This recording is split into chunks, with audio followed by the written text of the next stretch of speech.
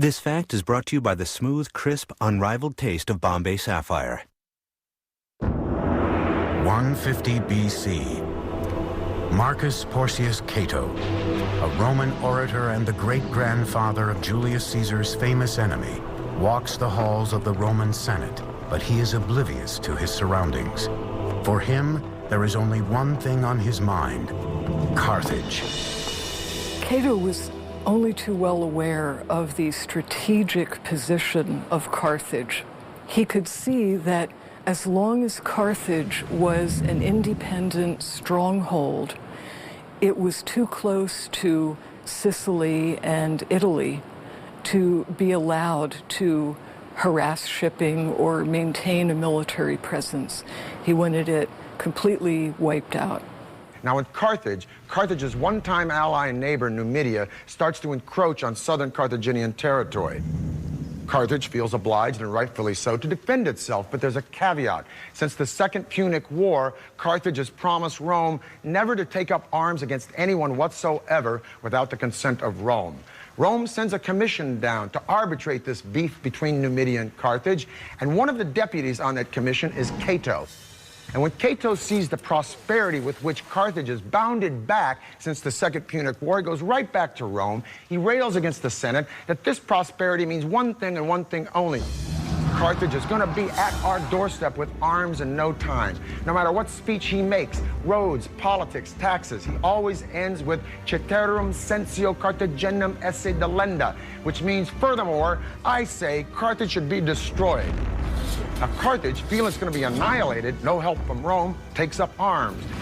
Rome sends an army down to Carthage. Rome tells Carthage, you have to abandon and evacuate your city. Carthage refuses. Thus starts the Third Punic War. But now Rome has got a problem, because the strongest fortifications in all of antiquity at that time are the walls of Carthage.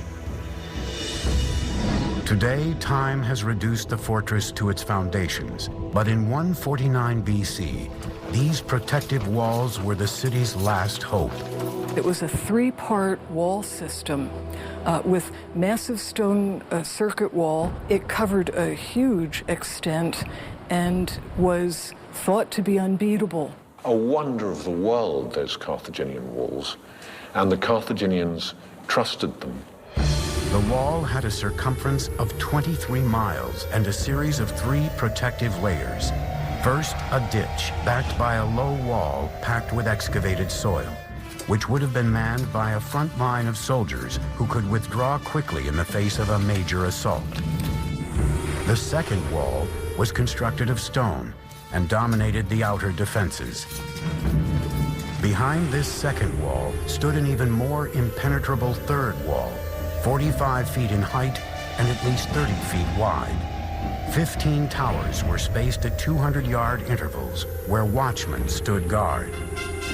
Inside this wall lived part of the Carthaginian army, including 20,000 men, 300 elephants, prepared for any type of attack that took place. The wall system surrounding Carthage made it the best fortified city in all of the Mediterranean, if not the world. And against the Romans, it would face its ultimate test, led by the fabled Carthaginian general, Hasdrubal. The Carthaginian commander who would lead the Carthaginians during the Third Punic War was Hasdrubal. He is the one responsible for retaliating against the Numidians, and he is the guy who's going to be leading the main resistance. As the Roman legions descended on the city, the Carthaginians hurriedly scrambled to build a new defensive force. The women gave their hair up. They cut their hair so that they could make rope to fire the catapults. They emptied the prisons. The old men volunteered. People who hadn't been blacksmiths for 20 years said, I'll try again. And they rearmed themselves in an explosion of intent and determination that we really have to go to the siege by the Germans of Stalingrad to see again. In 2 months of frenzied work, they produced 6,000 shields, 18,000 swords, 30,000 spears, 120 ships, and 60,000 catapult missiles. Despite the arsenal Carthage had assembled, Rome had sent an overwhelming force. The city was alone. facing its own destruction. There was no area left alone without Rome or Roman allies, with none of the colonies in a position to stand up to Rome. Carthage was left on her own. The city hunkered down behind its immense fortifications, hoping against all odds that their walls would repel the impending Roman invasion. Carthage held off the Roman attack for 3 years, and even in the last days after the Romans broke through the walls, it took 7 days before they could get to the top of the citadel, of moving through town like a juggernaut. The Roman siege squeezed the life out of the city from the outside, and eventually, although the immense land wall was never breached, the Romans managed to scale those at sea. Inside the city, the fighting continued street by street.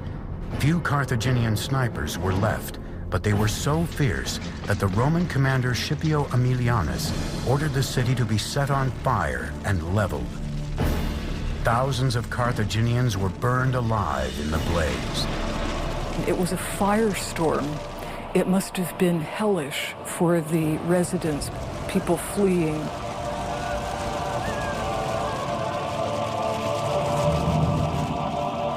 During its siege and capture, Carthage had been decimated. The city's population fell from 500,000 to 50,000. The survivors were sold as slaves, never to return home. It took just 17 days in the year 146 BC for Carthage to be completely destroyed by fire. That same year, Rome leveled Corinth, put Greece in their pocket, and overnight the Mediterranean Sea became their own private lake. Carthage would rise again, albeit this time reconstructed by Rome, like this fantastic amphitheater here at El Jim. And by the 3rd century AD, Carthage would thrive once more as a commercial port. But although undeniably Roman, the spirits and the voices of Dido and Anno the Navigator and Asdrubal and Hamilcar and Annibal would echo throughout those Roman walls, begging to be remembered for the remarkable achievements of their civilization. And if you listen well, you can still hear those voices whispering among the ruins that are Carthage. For the History Channel, I'm Peter Weller.